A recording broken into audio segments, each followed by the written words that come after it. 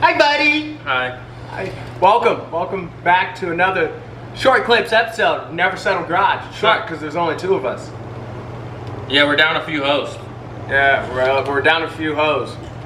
Yep. Few hosts. Same thing. Same. Potato. Yep. You know. But anyways, We didn't want to miss an episode, so yeah, it's just the two of us. we got to give you guys the content because that's what you want. So, coming at you straight from Never Settle Garage until we get an updated, better, bigger building because we're all poor right now. So, if you want to throw us money for a new shop, that would be awesome. Or you could, sponsor us or something. That'd be sweet. We still need to drive for that Dunkin' sponsor, bro. I want to drive for a Dunkin' sponsor. I would love Dunkin' to go for a Donuts Dunkin' sponsor us. Yes, please. And I'll put your patch on my cut. And don't tell us what to do either. Just let us have fun with it. Yeah, maybe I'll even build a Dunkin' Donuts motorcycle. Wait, let's talk about that. Let's talk about sponsors and how they expect people to portray their brands. And look, so sponsors, whoever you may be, potential sponsors, I get it. You want your brand to be professional. You want it to look good in all eyes and all ages. But there's some brands that need need the wild side of people. Mm-hmm. You need to let people be themselves. I mean, look at Hoonigan. Yeah, well, I think Hoonigan started because there was nobody to sponsor them, so they're like, we're gonna make our own company. Yeah, exactly. Well, I mean, even then, you got companies like Falcon Tires and stuff like that went more to the wild side. I mean, Red Bull. Mm-hmm. Look at Red Bull, Monster. All those energy drink companies are all like, go crazy, have fun. Yeah, have fun and do stupid stuff safely. And all you other companies that don't sponsor them because it's wild, you're missing a big market. So if you have a company, or even if you're a small company, so we have a few different things that we do here at Never Settle Garage. These guys do detailing. They've recently got into the detail works. Yep. They are really into these Suds Labs products. They're great products, excellent products. I do automotive mechanics, and I also do custom motorcycle work. We got guys that do drag racing. You're into the drifting. We got a lot of stuff. Mouse is really into the sound system and the automotive audio works and stuff. So it's a learning process, but we're all trying out different stuff. So if you have even a small business that makes a product that you would like for us to try out and give you an honest review, let us know. Put it in the comments or send us a message or something. We're on Instagram, TikTok, here on YouTube. And let us know what you have, and we can give you guys an address or a contact to contact us so that we can try out and do a review of your product. But do not send us No soliciting. your product if you're going to tell me how to make my videos on it. Yes. I will be brutally honest. If your product works as you entail, we're going to have a great time. If your product doesn't do half the things that you say it's going to do, you're not going to like my videos. You're not going to like how we review them. Because I will not be bought. I don't care. I will do it all myself. But I would love to work with companies who have great products. I would love to help them support us and us to support them. Even if it's a small, locally owned company. Yeah. You like a new conditioner for James because his hair is a mess. I need a haircut. Look, dude, I said I'm gonna save money. I'm just gonna look like a hobo. Hey, fudge cracker, bud. Just gonna look like a hobo and save money. But now we got a lot of things going on right now. We've all been really busy. I just got back from vacation and I'm ready to leave again for a week. 3 of the hoes decided not to show up today. They're all sleeping and being lazy, but I mean, I get it. It's Sunday. Yeah, I get it. Some people can't function 7 days a week. So, we got some topics. One of the big ones you wanted to talk about was there's some new vehicle releases out. Yeah. BMW is finally giving the US an M5 touring. It's the wagon. It's looks so good. If you haven't seen it, go Google it. It looks so nice. I'll put a picture of it up. I will never buy a BMW. I've been looking. I will never buy a BMW. It's not that I don't like BMW. It's simply because I think that all BMW drivers drive like assholes. They do. And idiots. So therefore, I will not buy a BMW because I don't want to put myself into that crowd. I will, and I will not use turn signals if I drive one. Like, so, BMW drivers, Mercedes does this sometimes too, but mostly Yes. BMW. There's a little thing right there next to your steering wheel. It's amazing. They came out with this technology. All you got to do is go click, and it lets people know where you're going. It's amazing how that works, isn't it? Let's try it. All right, I need all of you to try it for me. Well, to be fair, nobody can drive really anymore.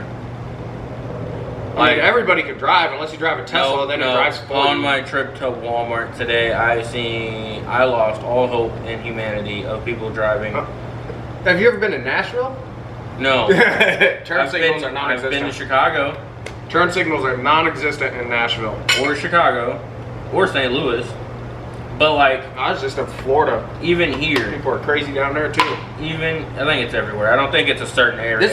This cab driver was going 60 on a 3-mile bridge that goes over the ocean, over the Tampa Bay area, going 60 mile an hour during a hurricane.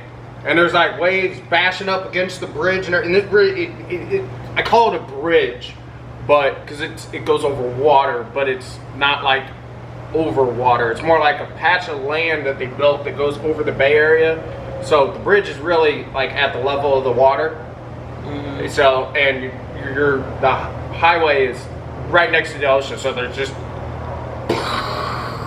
waves bashing against, water coming over the highway and everything. People still drive 60 mile an hour like it's nothing. I was like, you're insane. Here's the thing: they probably do that all the time. They or him.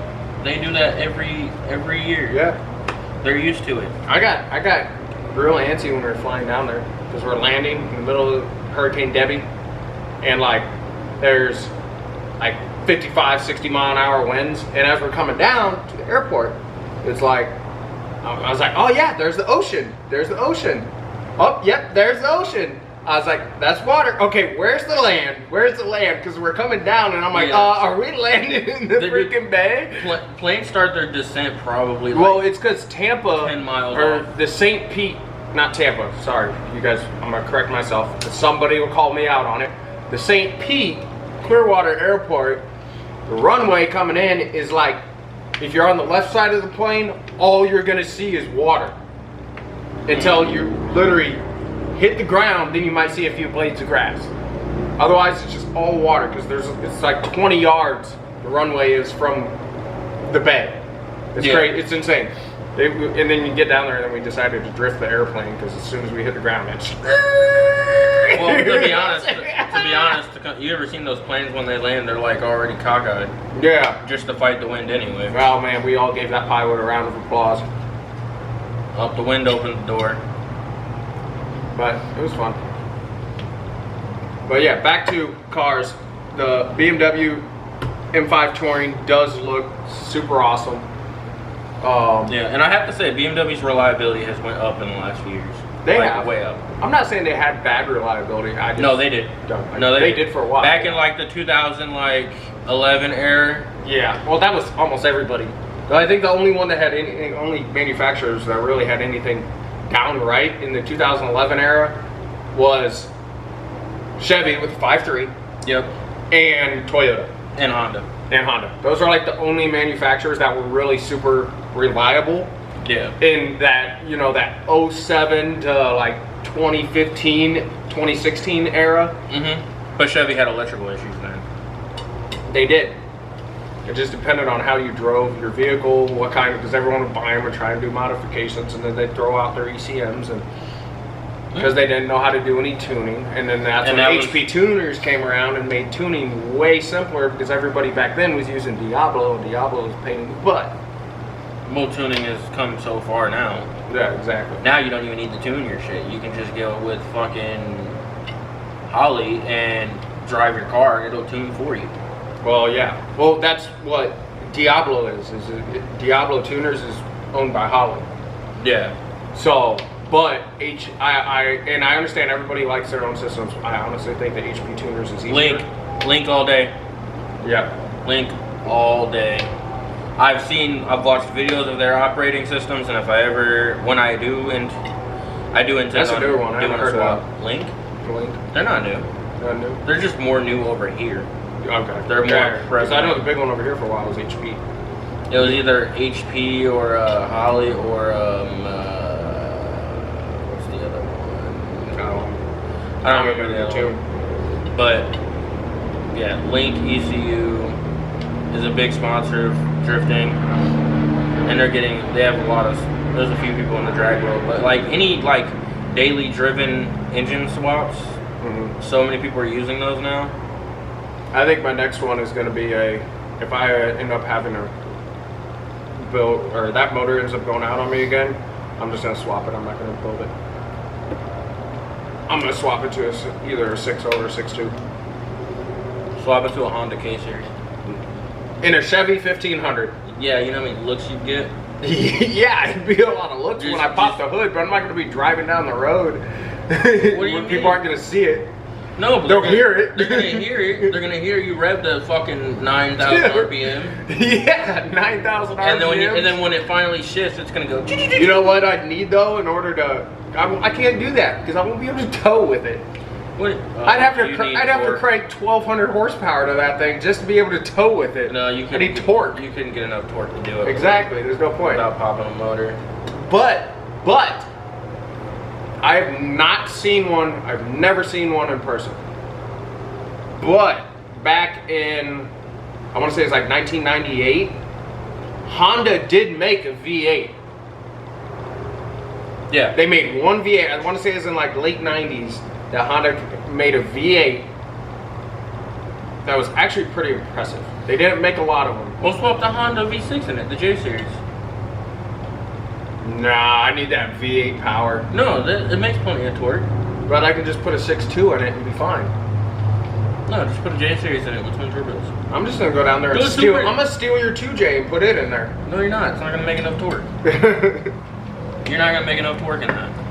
I won't be able to tow my boat. I gotta have the torque. Your boat's not that heavy. No, it's not. But it's not. But once I get a camper and everything, I'm gonna want eventually down the road. You know, when I'm not poor. I watched a guy with an LS 400 Lexus, the sedan, the 4-door sedan, like the early 2001, towing a trailer with a drift car on it. Okay, you're fine. Yeah, well, I want. But that came with the 1UZ. I want to feel like a big boy. That came with a 1UZ in it, so. I mean, it might. Hopefully, that will last a while, and I won't have to worry about it, and then it will get me to the point where I have enough money and I can just buy a diesel. I'll get a diesel and be good, and then I don't have to worry about anything. Yeah, you know, I've been looking up towing capacities of SUVs because, like, I really want to get an SUV I can tow with. But at the same time, you look at how easy a diesel would tow, and the fact that you'd save on gas because it actually gets better mileage than a gas engine. Well, I don't know. Some of them are pretty good. It's impressive. I was thinking like a third row seating SUV that can tow. So like it's the best of both worlds. And what really surprised me is the BMW X7 can tow like 8,500 pounds. Yeah, you can do the same thing with the what is it? Infiniti, the QX60. Those QX80, like QX80 SUV, which is like a Suburban. Yeah, those will tow like 9,000 pounds. In the third row seating. Yep, and they're as big as a Suburban. Yeah, I mean the QX80 is. Well, I mean, especially the new one, it's even bigger. You look at the Lexus, the Toyota Sequoias. Yeah, same thing. I was looking at those. Which really surprised me. Which you really don't need anyway. All you really need is a third gen 4Runner and you're good. You get a third gen 4Runner with the 6-cylinder. It was still the 3.4 liter, but they had improved it. But it's got the 3.4 liter, 6-cylinder. You're good to go. I think the towing capacity on that's like 5,500. Yeah, that's enough to tow your car. Yeah, and you can get third row seating in the third gens, I believe. I think you can in the third gens. On what? Didn't the third gen 4Runners have an option for a third row seating? I don't think so. They didn't? I don't think so. Well, you mean, you only got 4 people in your family, so Yeah. if it still holds, you can still haul 5 people and it will be fine. Yeah, but if we have a kid, and then we Then have you a still got car seat. room for 5. But yeah, and they're gonna be cramped. You ever put 2 kids in a car seat in the back seat of a car? They'll deal with it. You know what I did? We went trips every year to Kentucky, Wisconsin. You know, Kentucky we're driving 5.5, 6 hours. Wisconsin we're driving 8.5 hours. Arkansas we're driving 10 hours. And my dad's 97 Power Stroke. And the back seat of that thing is an extended cab, not a crew cab. And the back, when you got all the blankets and all the stuff and everything packed into the truck, that thing's like, ugh, the whole way. You know what we did? We dealt with it our entire childhood. I had a minivan. Sometimes you gotta tell your kids to just suck it up. I had a minivan. We had a Chevy Astro too, but we're only gonna haul a 30-foot snowmobile trailer with 4 sleds on it with that thing, or a big camper boat. If I knew a minivan could tow my car, I would just use a minivan. I would buy a minivan. Jamie doesn't want a minivan though. I would drive the heck out of a minivan. Me too. Yeah, the new Sienna. Yep. Oh my lord. Yes, I would drive that all day. I'm not gonna say I would trade my truck for it, but I would drive the heck out of one. Or the Kia. The Kia. Yeah, the Carnival. Yeah. Yeah, they're nice. They're nice. I was big on the Kia Carnival for a while, and then Toyota released the new Sienna, and I was just like, all right, yeah, Carnival's pretty much obsolete. But even like the Kia, the big SUV, the third row seating SUV, those look good. Yep.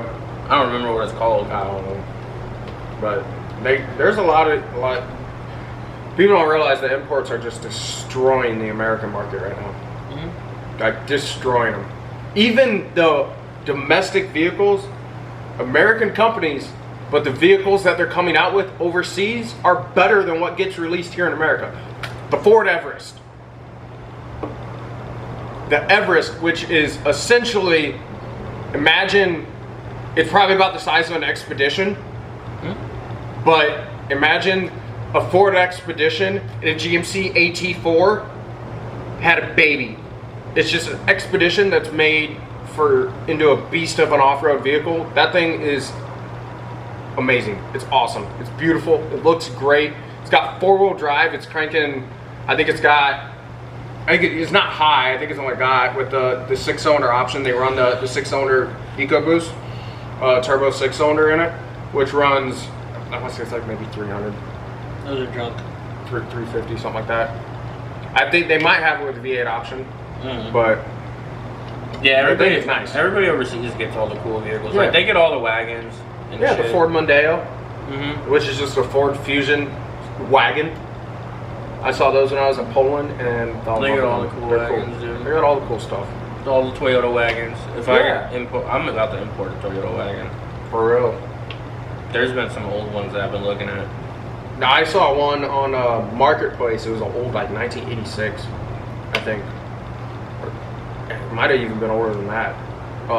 Maybe a 76 Toyota wagon on Marketplace. Got one like $4,000 for it. I was like, that thing would be super cool to build. Well, there's one I found. It was like all black. The guy had it sitting in the woods or whatever. There's one I found I'll show you later. But somebody imported a Toyota something like GT.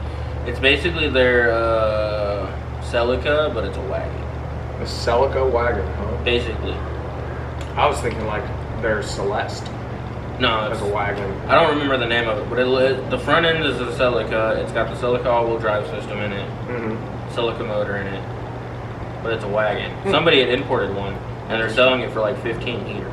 Toyota's just where it's at, man. Honestly, if you're gonna buy a vehicle, unless it's a GR fucking Corolla right now. if you want a reliable vehicle, just buy a Toyota. I tell everybody. Well, don't buy a Toyota GT86. Don't buy the 86 is doo doo. It's been doo doo since it came out. No, it's nice as shit. And it looks nice, but it's not. I'm not gonna say that's probably like one of their least reliable. Toyota's reliable cars, but that's one of their least reliable. The only issue they've had with those so far is they put too much gasket around the oil pan and it sucks into the oil tube. If you get that fixed, they've been reliable in his pickup tube. Yeah, if you get that fixed, they've been reliable so far. I don't know if they did a recall on that or not. Every vehicle has their flaws, you know. I'm honestly not going to sit here and tell you which vehicle is better than the other one. Well, I mean, I did tell you just buy a Toyota. But every vehicle, every manufacturer, every model has their flaws, has things that are good, has things that are bad. I mean, it just depends on what your preference is and what you have the abilities to fix and what's more expensive or cheaper to fix. And it helps with for us, we look at what we can fix. You know, that's why most of us here buy older vehicles, because of the fact that they don't have all the electronics and all the crap and all the, we don't have to go buy a bunch of software and stuff in order to work on them or special tools or anything. We can just pull them in the garage and do the repairs ourselves. Like the electronic parking brake that GM is using, that BMW and all the other ones have been using. You have to have a code thing just to do your rear brakes. You gotta unlock it, yeah. Yeah, you have to put it in service mode. Yep. So it retracts the automatic brake. And you gotta pay a subscription just to be able to do that. Stupid. It's so dumb. But no, if you're gonna buy a Toyota, stay away from the GR Corollas right now. They're having a big issue. 2 of them have bursted into flames on the interstate. Blue motors, and Toyota's not warranting them. Yep, they're refusing because apparently the tires that they put on there are not rated for 85, and one dude's computer said he went 85 on the interstate. Wow. Even though Toyota offers you a track day where you will exceed speeds of 85 with your car when you buy it. Interesting. And the other one, they won't warranty it because they can't find the cause of the issue, so they said we can't do anything. Subaru is good, just don't boost them. As soon as you boost them, they go to crap. The moment you boost a Subaru, people try and add too much boost to it and they blow it up. But Subaru off the line is a great vehicle. Yeah, like the Toyota, the Subaru SUVs, the the Forester and the Outlander. No, Outlander's Mitsubishi. That's Mitsubishi. The Forester is a great vehicle. Yeah, and what's that other one? I don't remember. Impreza. That's the Impreza. That's the wagon. That's the sedan. It's a wagon. Well, it's a sedan too. No, they're sedans. Or I guess they don't consider it a sedan. They consider it a hatchback. Yeah, whatever. Those are good. I've seen. Yeah, great cars. I've seen those around. WRXs, STIs, all that. Great cars. As soon as you start cranking the boost on them, you're gonna blow the motor. Yeah, don't mod them unless you got money to play. Unless you got the money to do it the right way. Yeah. Or, replace the parts when they blow up. Hondas come with turbos now, which is cool. I don't know if I haven't really seen anybody doing a bunch of mods to them except for the Type Rs. I mean, you really don't need to. But you can get a Civic SI. They only weigh what, 2,500 pounds? No, they weigh way more than that. Do they do? The new Type Rs? I don't know what the Type R weighs. Type R's probably closer to. It's probably 32, 35, something like that. I don't know. But even then, when you're still cranking what, 350 horse out of them? I think it's like 300. They're plenty. Unless you're on a track, you really have no need to exceed with the manufacturer capabilities. Yes, you do. You really don't. I'm old. I want to get the Walmart faster. I'm old though, so. You're not. I'm trying to avoid tickets. I want to get the Walmart faster. I'm trying to not, because if a vehicle has the ability to go real fast, then I'm going to be tempted to go real fast, and then I'm going to get in trouble. My ass always gets caught. I'm going to go real fast regardless, so I don't care. Well, you can get away with it. I can. Yeah, they say, hey, you look like Jesus. Go on your way. I get caught. Yeah, and you get warnings. Who? You. No. Yeah, you do. How many times you've got, what, 2 tickets in the last 300 times you've been pulled over? No. Every time I've gotten pulled over, I've gotten a ticket. Bullshit. I even got a ticket for 10. I call bullshit. The only time you finally got a ticket for 10. No, you got pulled over how many times for your expired tag when it was like 2 years expired? That was a law. And you got a warning. That was a law. I got pulled over and I got a ticket. They changed the fucking law, and the first time that I got pulled over since they changed the law, I got a ticket. Potato. But I just used the law to my advantage. They couldn't give you a ticket for it unless it was 3 years expired. I let 2 mine. years. No, they changed it to 3 and then they changed it back. Now it's 1. Then now you can't have an expired tag at all. Well, when I got pulled over, now they give you a ticket.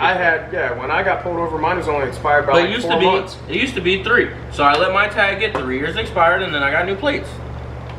And I didn't pay for the extra tags I was supposed to buy, and I just got plates for the same price as a tag. Exactly. There you go. Yeah. You gotta know the system, I guess. Gotta work the system.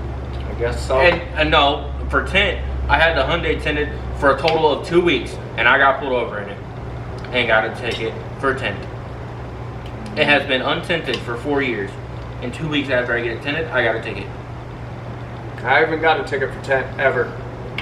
Never been pulled over for tint. Oh, I've been pulled over for tint so many times. And I've got a ticket so many times.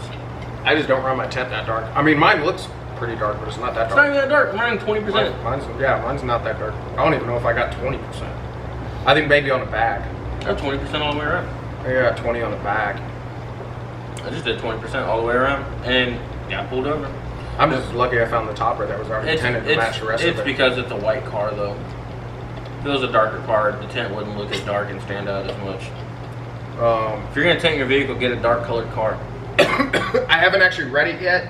I just saw a picture of it. But the new ZR1, the new C8 Corvette, based on the picture, it almost looked like they reversed, like they went back to the forward engine. I didn't actually read it though to find out if they did go forward engine. But it looked when I looked at it, it looked similar to the C7. It looked more like the C7 than this recent C8 that came out. I don't believe you. At least the one I saw. I don't believe you. But they're probably still doing mid-engine. They just came out with the fucking, what is it called? The new C8. What, the Camaro Z01? No, the new C8 Corvette. They're fucking up package. They're high package. Yeah. I wish Corvette, honestly, the C8s look nice. But I wish They look amazing, I wish they would go and back they to a sound forward cool. engine. I personally like the C7 more. That's just my personal opinion. I think the C7 looks way better than the C8. They had so many issues with the C7s though, so I don't think they get the credit they deserve. They had so many wiring issues with them. Yeah. I mean, every vehicle has its issues. Yeah, but I don't want to deal with wiring. That's the one issue I don't ever want to deal I with. hate wiring. It's a pain in the butt. It is. Anyways, a lot of companies are still riding the electric train. Well, they got a $1.5 billion Bandwagon. grant for GM, Stellantis, and something else. Breaking news! No, I'm just kidding. I'm not going to steal that. Toyota is apparently developing the world's most powerful production 2-liter 4-banger. Oh, what numbers are we looking at? Give me specs. I'm trying to find them.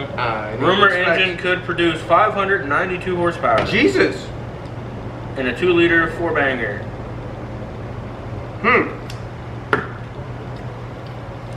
I don't know any information other than that. Color It's an me article- interested. It's an article that just popped up.